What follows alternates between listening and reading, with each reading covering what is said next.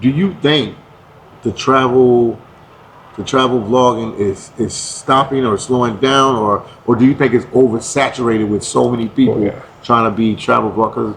When me and you started, there wasn't that many people. Now everybody got a camera, everybody Yep. recording. What's your take on that? I definitely think it's oversaturated if you're trying to make it a career.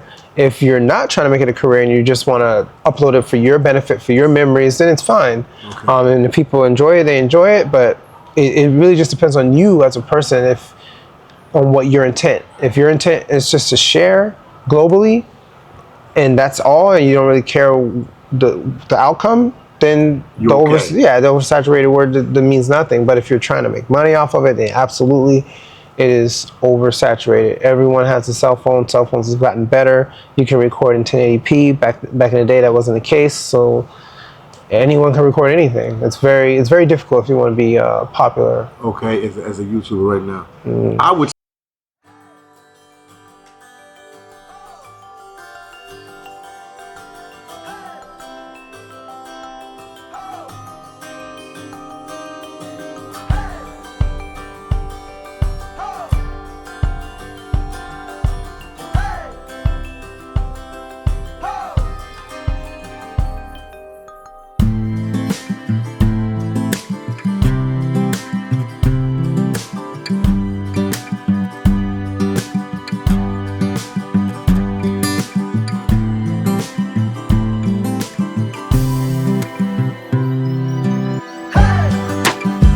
On the day you rocking out with the one and only Philly Don. We're coming to you live and direct from Singapore, the place where many content creators told me not to come.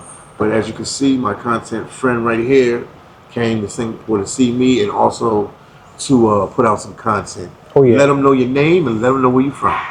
You can call me Jay Cee Max. I am from Florida, but currently living in West Virginia right now in the United States of America.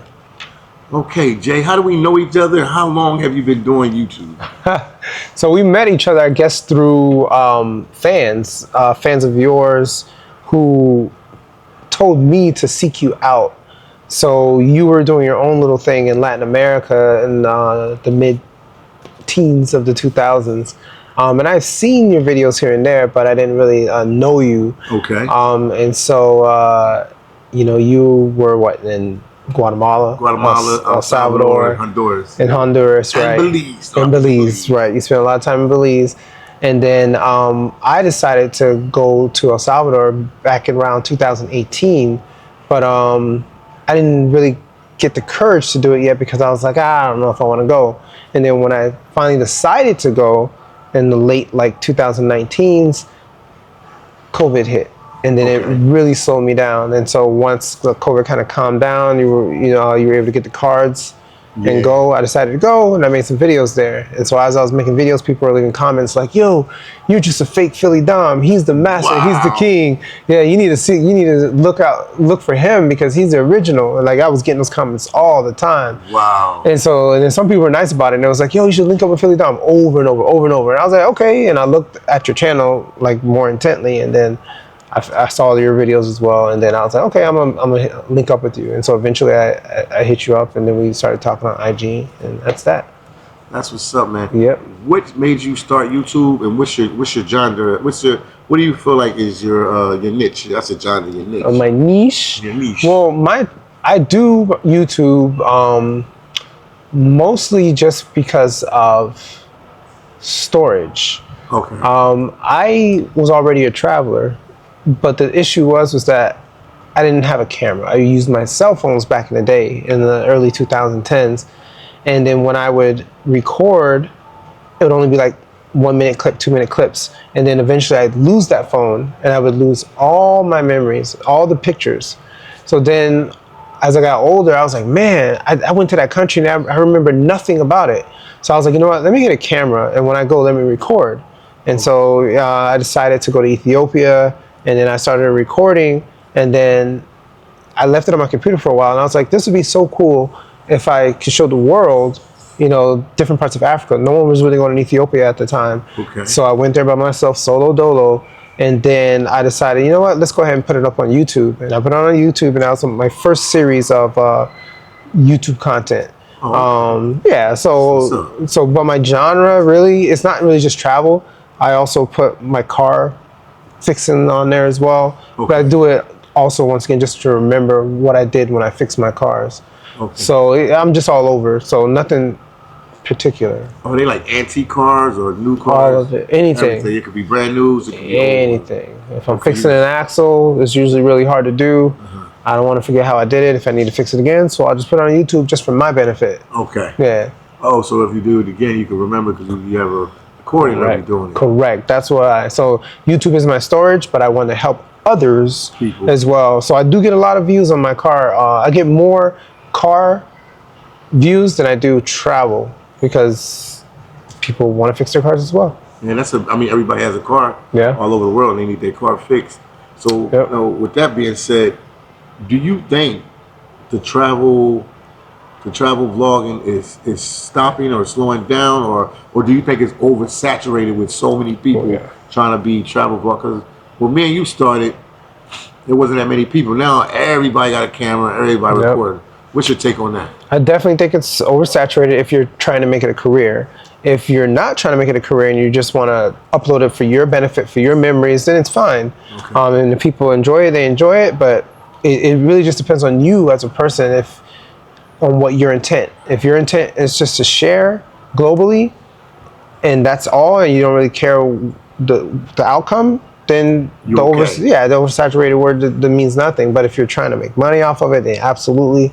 It is oversaturated. Everyone has a cell phone. Cell phones have gotten better. You can record in 1080p. Back in the day, that wasn't the case. So anyone can record anything. It's very difficult if you want to be popular. Okay, as a YouTuber right now, I would say, this is my theory on that. I would say if you have an exclusive type of content, or you just really good at what you do, you can probably separate yourself. But I think if you're going to be a travel vlogger now, you have to focus on certain subject matters and really, focus on that subject matter. What do you think of that? Absolutely. If you can do something that no one else is doing, then you most likely will benefit from it. But you have to be consistent. You have to continue to upload. You have to work within the game that YouTube is trying to push, which is shorts, because they're competing against TikTok. They're competing against Instagram, and they can see it, that people are loving to just go up and scroll up, and the attention span is, it's quick seconds. It's not long form as it used to be. So you have to work within that. So YouTube just created its own little connection to shorts. So like whenever you upload a short, it specifically says, would you like to connect this to a video? So that allows the viewer to see, hey, this short may have came from this specific long form video. So they're trying to help you out as well, but you got to work with them. So anytime you upload a short, definitely connect it to your long form that it came from, if you took it from there. Absolutely. So, okay, it'll actually help you, you're saying? Yeah, so you got to work with YouTube if you want them to work with you. Okay. What are some of the countries you've been to? I always ask everybody this. What are some of the countries you've been to? And then after that, you could tell me maybe your top 5 countries that you like, or you can, whatever order you want to do it in. Okay, well, I've been to Canada, I've been to Jamaica, I've been to Barbados. Those are all pre-YouTube, pre-recording. Okay. Just for family weddings and outings like that. Been to Ethiopia, been to Haiti. My dad is there now with my brother and sister. I recorded a couple things. I have a playlist of Haiti from my previous trip. Where else did I go? Madagascar, got a lot of videos there, a lot of videos in the Philippines. What else? Went to Italy, Spain, got videos there. I also have been to China, that was recent, Macau, now Singapore. Okay. I also been to Honduras, been to El Salvador, Guatemala, Chile, and Argentina and Colombia, and Mexico. Okay. And that's it. What are your top 5 favorite countries and why? Why are your top 5 favorite countries? Oh, I forgot about Japan. Oh, yeah. So top 5, number 1 would be Japan. Okay. It's just a smell. As soon as you get off the plane, all you hear is ding dong ding. It's just all electric, and the smell is just so good. It's just a memory, and I just love to go back there and see the robots and hear the advertisements and the ding dongs and the food. Japan is number 1. Okay. Yeah, I love Japan. Number 2 is who? Number 2, I would think that would be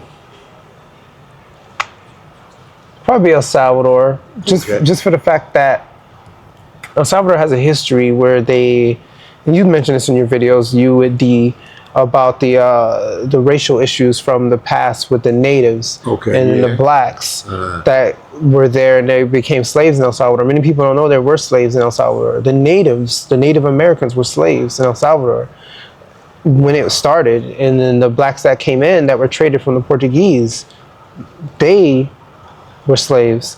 So they were there for hundreds of years in El Salvador. Many black people, many natives. But then I guess towards the turn of the century of the 1900s, different factions wanted to, quell the different races and wanted it to be just the mestizos or the Spanish variants of people. So a lot of black people fled to Guatemala, fled to Honduras, or were killed. Or Belize, or even were killed. Many different things happened. So the current generation of Salvadorans that live in the country literally do not know that history because it was squashed, it was quelled. They don't know. Even people who are of Afro Salvadoran ancestry, that still survived through those, outcast times. They know that they're Afro, but the other people don't really think of them as being black. They just think, they just morenos with curly hair. But in reality, they were from the African, lineage. Wow. So the reason why I'm saying all this is when I went to El Salvador, they were surprised to see a black person. Many people never seen a black person their entire lives, and I was the first that they seen. And so I thought that their attitude would be of more of a negative racial undertone, but it wasn't. They showed me love as if they didn't see color at all. And I found that simply amazing because the history was bad on how they exited El Salvador. And so when I go there, they show me love. They don't say nothing about color. It's as if there's a billion black people there, but there isn't. So that's why, the people and the love, the generosity, the kindness of the Salvadorans definitely makes that like a top 2 country for me. So Wow. That was a good breakdown. What's your number 3 country that you like? Everybody got the different countries they like. Let's see. So we got Japan is 1, Salvador is 2. I could say I definitely enjoy the Philippines. But I think it would have to be Madagascar. I like Madagascar, but it's just too hard to get around. It's hard to get money out of the ATMs. They don't really use NFC payments. You have to use cash. Wow. So it's hard to make that a number 3 because I just had such a hard time getting money out of the ATM. It's hard. Without money, without, a way to eat, you just don't have a good time. But so it's going to be a tie. For number 3, it'll be Madagascar and the Philippines. What's that number 4 spot? 4 would probably be Ethiopia. Wow. What made that interesting place for you? The Ethiopians are kind. The food is great. People aren't really stuck up at all. You go there, they'll like give you the shirt off their back. When I went there was a family that brought me into their home and gave me food, coffee. They saw me on a tour. They was like, come to our house. It was just awesome. The generosity of the people in Ethiopia is top notch. Second to none. Yeah, absolutely. Second to none. Yep. Ethiopia's a place to go. Have you been? No, I've never been to Ethiopia. Never been to the continent of Africa. Never been there. That's true. I need to get there. Even if I go visit Maya in his village of what's the name of the village? Nyambohanse. Yeah, Yeah, absolutely. So do you think in this day and time